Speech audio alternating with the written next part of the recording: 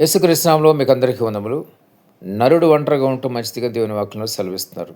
అయితే ఒంటరిగా ఉంటే ఏమవుతుందంటే సాతాను మరి మాట్లాడుతూ ఉంటాడు. సాతాను మాట్లాడినటువంటి స్వరం, వాడి స్వరం ఎలా ఉంటుందంటే తలంపుల ద్వారా ఉంటుంది.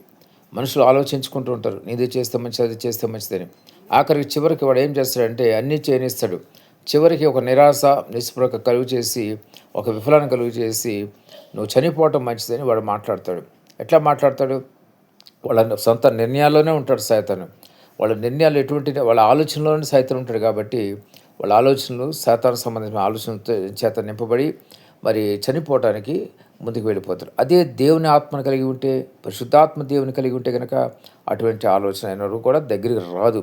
పరిశుద్ధాత్మ దేవుని కలిగి ఉన్న వాళ్ళలో మరి ఎప్పుడు కూడా మరి ఓపిక, సహనం, ఓర్పు, ఒక నిరీక్షణ అనేది ఉంటుంది. అంటే జీవితానికి ఒక హోప్ అనేది పెట్టుకుని ఉంటారు కాబట్టి అటువంటి నిరాశ నిస్పృహలని కూడా అధిగమించగలుగుతారు.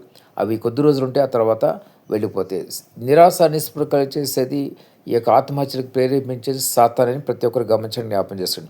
వాడిని ఎలాగ ఎదిరించాలంటే నేను చావను, నేను బతికి ఉంటాను అని చెప్పాలి. ఎప్పుడైతే మీకు మనసులో తలంపుల్లో చనిపోతే మంచిదని తలంపు రాగానే నేను ఎందుకు చనిపోవాలని ప్రశ్న వేసుకోండి. ఒకసారి నా జీవితంలో సాతాను ఏమంటున్నాడంటే నువ్వు ఈ లోకంలో దేనికి పనికిరావు, చనిపోమని చెప్తున్నాడు, ప్రేరేపిస్తున్నాడు. అప్పుడు నేను సాతానుతో నేను ఒకే ఒక మాట నా హృదయంలో అనుకున్నాను.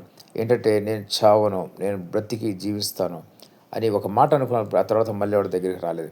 గమనించండి, జ్ఞాపకం చేసుకోండి. నిరాశ నిస్పృహలు అనేవి శాశ్వతం కాదు. రేపు అనే రోజున దేవుడు మనకి మంచి రోజులు ఉంచుతారని ప్రతి ఒక్కరు కూడా నిరీక్షించండి. దేవుడి మాటలు దీవించి ఆశీర్వదించును గాక. ఆమేన్.